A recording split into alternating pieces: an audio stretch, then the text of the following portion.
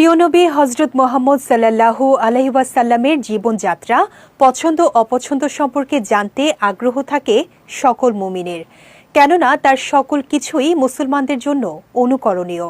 নবীজি সাল্লাল্লাহু আলাইহি ওয়াসাল্লাম একটি ফল খেতে ভীষণ পছন্দ করতেন, যেটি কেবল একটি ফল নয়, বরং এটি বরকত, সুস্বাস্থ্য ও শান্তির প্রতীক। বিস্তারিত থাকছে সঞ্জিদা আজিজের ডেস্ক রিপোর্টে। এত ফল থাকতে রাসূল সাল্লাল্লাহু আলাইহি ওয়াসাল্লাম একটি ফল খেতে বিশেষভাবে পছন্দ করতেন। এমনকি এই ফলটি নিয়ে তিনি বিশেষ নির্দেশনাও দিয়েছেন। সেই ফলটি হল জয়তুন।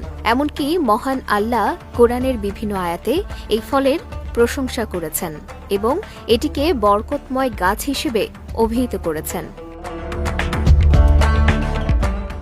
পবিত্র কোরআনে আল্লাহ তাআলা বলেন, আল্লাহ আসমান সমূহ ও জমিনের নূর, তার নূরের উপমা একটি দীপাধারের মতো।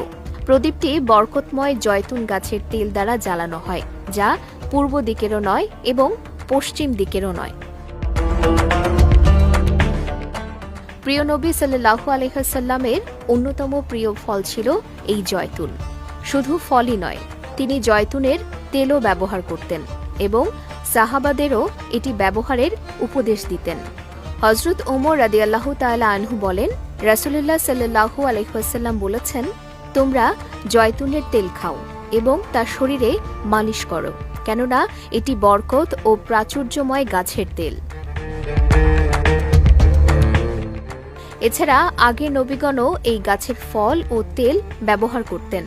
এমনকি তাদের কেউ কেউ জয়তুন গাছের ডাল মেসওয়াক হিসেবে ব্যবহার করতেন। তবে শুধু ইসলাম নয়, ইহুদি ধর্মেও জয়তুনের বিশেষ গুরুত্ব রয়েছে। তাদের কাছে এটি শান্তির প্রতীক হিসেবে বিবেচিত।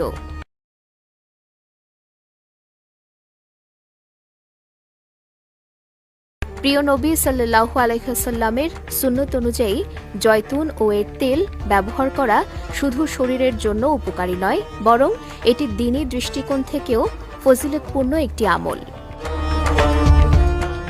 সঞ্জিদা আজিজ, বিজয় টিভি, নিউজ ডেস্ক।